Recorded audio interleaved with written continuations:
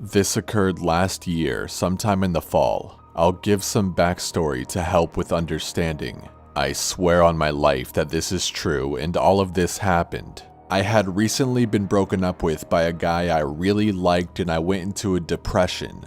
I'm a firm believer in ghosts and demons, and I'm the type of person who shoves their problems away and refuses to talk about them at all, so when this happened, I just kind of burst at the seams and everything from my childhood that I put away came flooding back to me.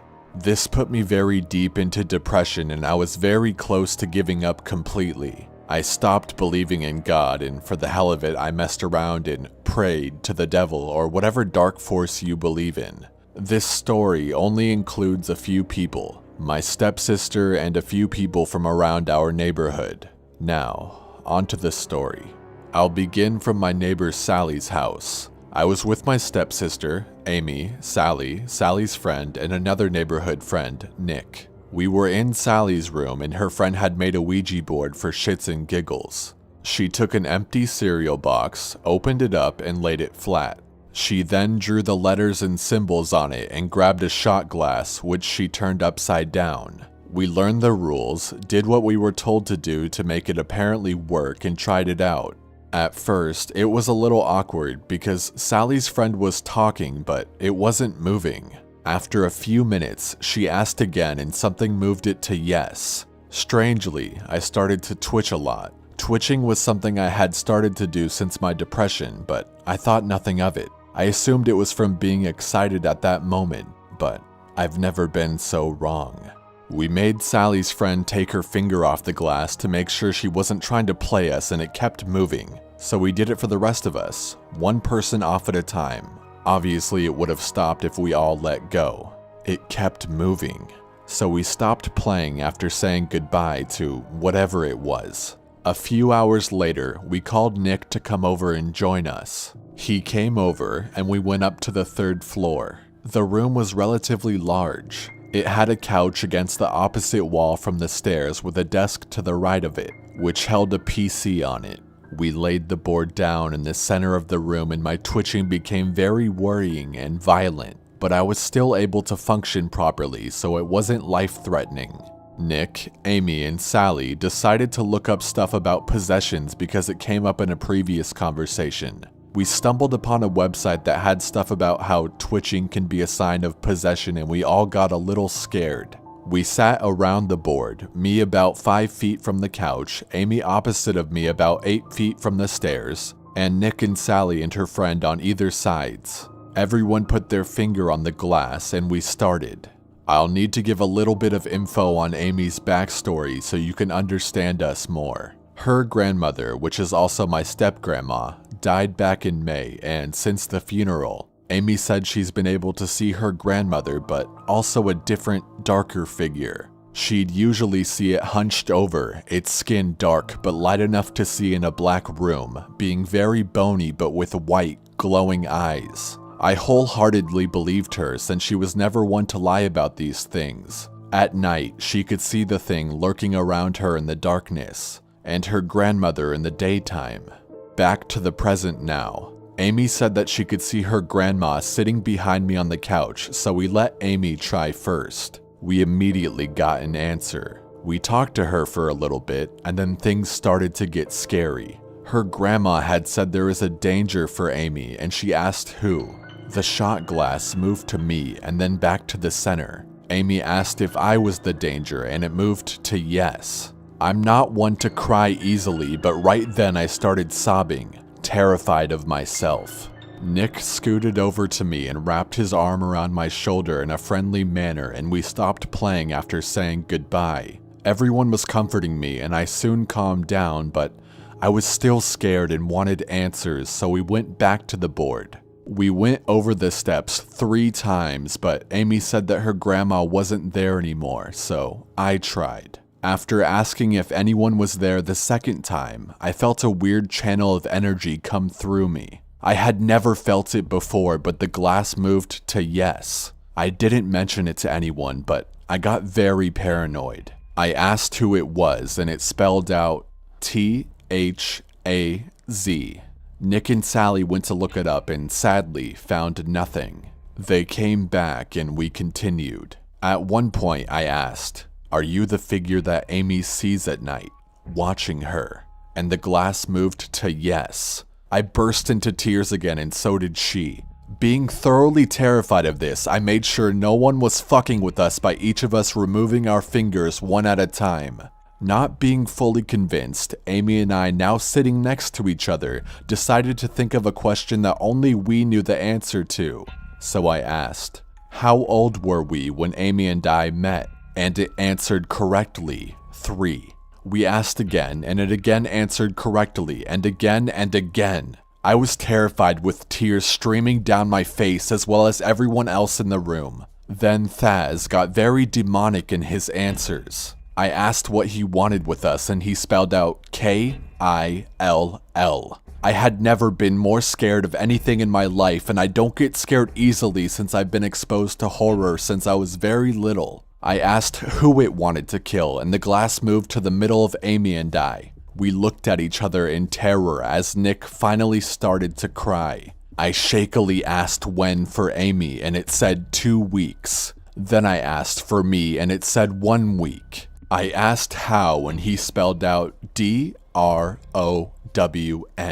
We all decided then and there that it was best to stop playing, so we forcefully said goodbye to Thaz and never went back to the board. It's been almost a year now since then, and I could happily say nothing has happened to anyone. I still twitch sometimes, but it's a lot more calm.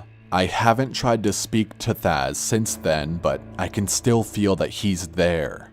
Deep down, I know that he never left me, but since I've been recovering from depression, it's like he's been getting weaker, like he had been feeding off of my sadness.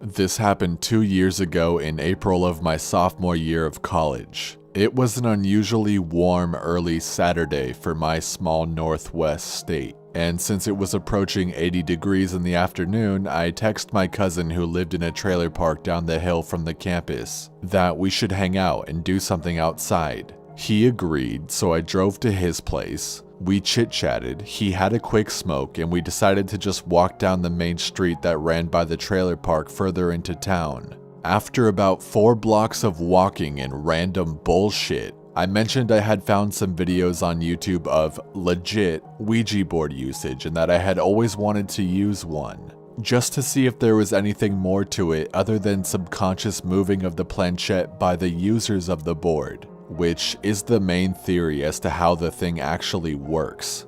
Anyways, he got somewhat serious and said that when he was still living in Seattle when he was a kid, they played with one and things got serious. Unknown noises, people feeling sick, stuff moving and falling off shelves, and he said that it wasn't a toy, it wasn't a joke, and that he hadn't used one since and he didn't really want to do it again. But being 19 years old, I told him that I was going to throw caution to the wind and go buy one anyways. I also told him that we should use it that night. He shook his head, sighed, and then said that he would be down. Now, before I go any further, I will make it known that I am a Christian and I am a firm believer in heaven and hell. But I'm not Catholic, so I was never raised to fear a Ouija board like they are. I do believe in spirits as well, whether they are trapped here for some unknown reason, are forced to stay, I don't know. And I also believe that darker spirits often try to possess people in order to become them and replace their living soul with their dead one, you know, in order to have life again.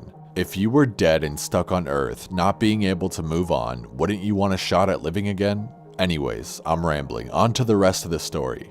So I end up going to the Spencer's in the mall because no other place sold one. I checked Target and Walmart because they were close, but nothing. Only the ones in Spencer's were glow in the dark and were $30, which I felt was a ripoff, but I bought one anyways because it was the only place that had them. I also had to laugh at the fact that it said it was for ages 5+, like it was a damn game of Monopoly or something. So I buy it, go back to his trailer, and we played video games until it got dark out. Earlier that day, we met up with one of our other friends from the college, let's call him Jay, and we managed to talk him into using the board with us. So we all meet up at my cousin's trailer and we have the board out, but we forgot one step: picking a place to use the damn thing. My cousin was not going to let us use it at his place for obvious reasons. Well, shit, I said. I don't know where to go.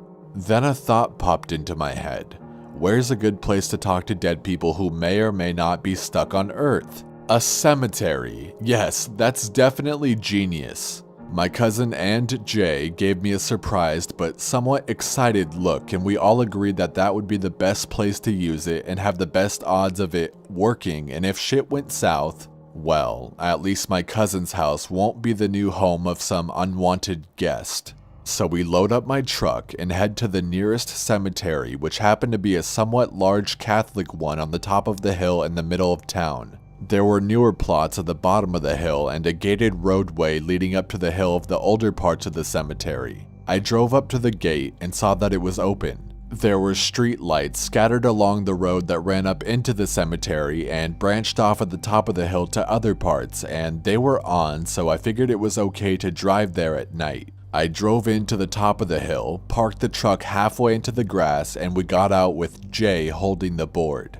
Well, we're surrounded by graves. How do we pick where to go? My cousin tells Jay to just walk where whatever leads him. He starts walking into the larger and darker part of the cemetery. The street lights lining the roads were very weak and dimly lighting only a 20-feet radius of ground around them, probably so as to light the way of the road but not turn the cemetery into a miniature sun at night. Jay walks into probably the darkest and poorest lit area of the cemetery, under a very dim street light, and sits down Indian style in front of a lonely rectangular red granite headstone. It was just this singular headstone next to the road and then a 4-foot patch of grass around it that separated it from the other headstones. There was only a last name on the stone, no first name and no dates, which we all found a bit odd but continued on anyway.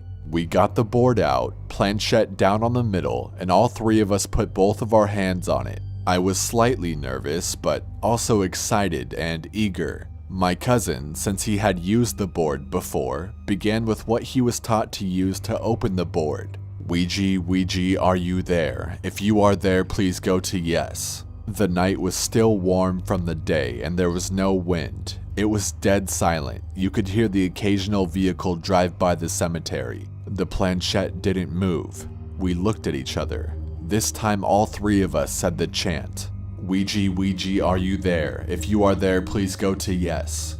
The planchette slowly started inching across the board and eventually found its way to yes. I became filled with a rush of energy and excitement. I had a huge smile on my face, as did Jay, because he had never used the board before either. My cousin had a grin on his face, but kept calm. My turn to ask. I asked if they were male or female, and to just move to M for male and F for female. The planchette moved slowly from yes to F. I was still excited, but part of me felt either my cousin, Jay, or me was subconsciously or consciously moving the planchette. I asked both of them if they were just messing with each other and myself, but both of them denied that they were moving it intentionally. So I decided whoever we were speaking with needed to do more to prove it was them. It was at that time I noticed the slight hum from the dim street light still above us, and I got an idea. If you are really there, can you prove it is really you by shutting off the street light above us? Jay and my cousin give me the "did you really just ask that" look. The planchette slowly moves to yes, and we wait. About 5 seconds pass and I'm ready to ask another question when all of a sudden, with a click, the street light above us goes out, covering us in darkness. All of our eyes grow big with shocked looks on our faces, and I whisper, "Oh my God." All of us are trying not to shake with excitement. I say out loud, "Okay, this is amazing. Now can you turn it back on?" The planchette moves off of yes a few inches and then slides back to yes. All the while, our hands haven't moved off of it, and we are now all firmly believing that we aren't moving it. Another few seconds pass, and with another click and hum, the street light turns back on. I was officially a believer in the board at that point, as was Jay. We ask a few more questions, of which I can't remember, to try and figure out who we were talking to. After about 20 minutes of taking turns asking questions, we say goodbye to who we were speaking with. and the planchette goes over to goodbye. And then, and only then, we release our hands from the planchette. This is a rule most people don't follow when using the board, and a reason I feel this leaves the board and homes open for whatever thing wants to come through because the board was not properly closed, and your portal for contact is also left open. We pack up the board and this time have my cousin pick a new spot to try and reach someone else. He picks a new spot about 50 to 75 yards from the original spot. We sit down, set up the board, and open it using the same chant as before. But this time, we get nothing but incoherent answers that make no sense, almost like there were multiple spirits fighting for control of the planchette. It was also at this time that my cousin and I felt odd, like uneasy, like we shouldn't be there anymore. At one point, part of the planchette slides off the board with one corner in the grass. It still proceeded to slide across the board, even with the added resistance of the ground and new spring grass. Jay, on the other hand, was still excited and opening himself up more and more and asking more personal questions. My cousin and I eventually convince him that we should stop and move to somewhere else.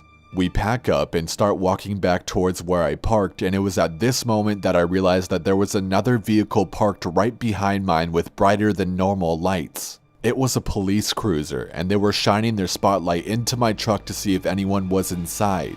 They must have seen my truck parked on the top of the hill from the road and came to investigate, or they just come through the cemetery every now and then on patrol. Either way, Jay and I start freaking out because I have a bottle of rum in the back seat. Being 19 and still living on campus, I hid my liquor in the back seat of my truck. I ask Jay why he's freaking out. He says he has a whole bag of weed in his shoe because he was going to get high after we were done with the board.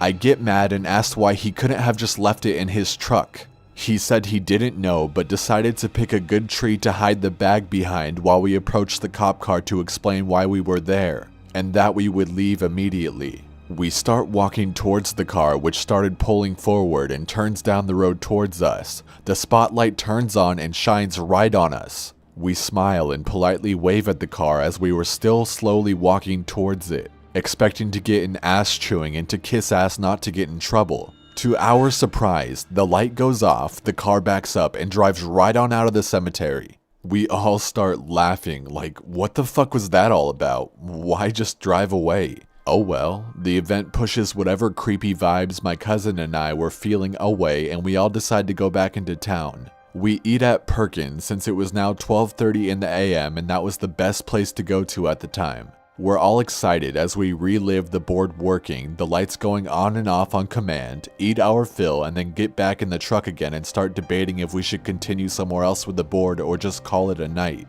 My cousin and I vote to call it a night, but Jay was very adamant about going back to the cemetery, even though we had a somewhat weird vibe there and just had a narrow brush with the law. We eventually decide to go back to the cemetery for only a brief second visit. Pulling up to the cemetery the second time, however, felt very different.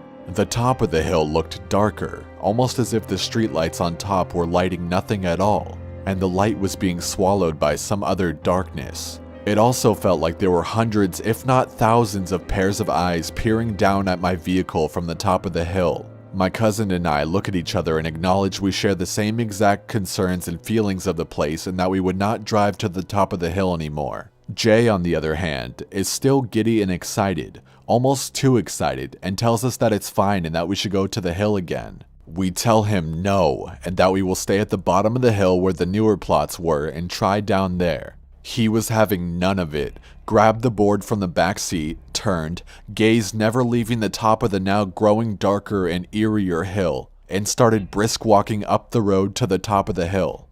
My cousin and I are starting to freak out and still standing there stunned. We yell at him to stop and that we aren't going up there with him. Jay is silent and still brisk walking up the road, almost as if he is unaware we are there, still looking towards the top of the hill. We try to rationalize what is happening and think Jay is just messing with us to scare us, and we sprint after him and tell him to stop. Eventually, I get behind him and my cousin gets in front of him and grabs him by the shoulders and shakes him and says, "Stop, we are not going up there, there is nothing good up there, let's leave." Jay, still staring up at the hill, responds, "Why? Guys, we have to go up there again, we have to see what's up there, we have to." We both say no, and my cousin spins him around towards me and back down the hill, and I look at Jay's face and I freeze. His pupils are dilated to the point that his eyes appear almost solid black, with only small amounts of white remaining. We forcefully start walking him down the hill back towards the truck. The whole time Jay's head is cranked back towards the hill. He is mumbling that we still need to go up there. We throw him in the back of the truck, we get in, lock the doors, and I drive away from the cemetery quickly. Jay's face is plastered against the back window, still staring at the cemetery.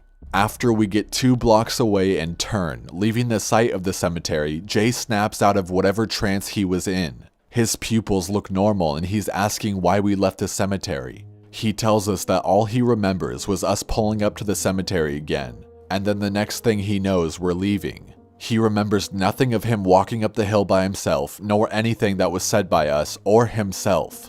We explain to him what happened and he's just silent. We get back to my cousin's house, we part ways, and I go back to my dorm. I stay up until sunrise, then I finally fall asleep. Jay moved out east a month after that year of college, and I went back home for the summer. I haven't touched the board since.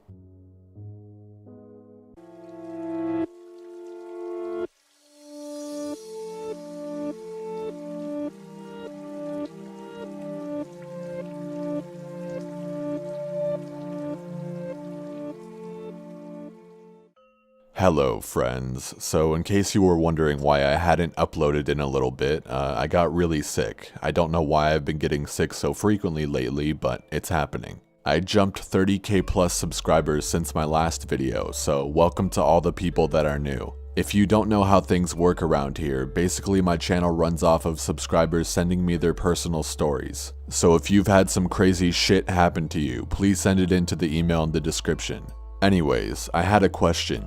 Do you guys prefer the stories with a full explanation and backstory like the second story in this video? Or do you prefer the shorter and to-the-point stories? I personally enjoy the longer, more explained ones, but since I'll never have an answer to what all of you like, I tend to just mix it up and do both kinds of videos. Please make sure you follow me on Twitter, Snapchat, and Facebook for updates on upcoming videos. It's also good to have me on Twitter and stuff for when I get sick like I did recently, you know, instead of just wondering where I am. I also put some personal stuff on Twitter and Snapchat, like, for example, I've been posting a fact a day about me on Twitter. And on Snapchat, you guys got to hear how bad I sounded when I was sick. I also let you know when I'm involved in small parts of other creators' videos that you otherwise probably wouldn't find out about, like the small 10-second thing I did for Glamingor's channel yesterday. I also very recently got the news that one of my biggest inspirations is going to be possibly doing a video with me soon. This was really out of the blue and I'm super stoked for it if it happens. I'll be announcing who it is on Twitter if it all goes well. So that's about it. If you enjoyed this Ouija board video, feel free to check out my other one I did a while back. Or, if you're feeling like you want something else, I got you with some Walking Home Alone stories. They're both on screen right now. Once again, thank you so much for watching. You're an absolutely lovely individual. Shirts and everything else in the description. Stay safe and have an awesome day.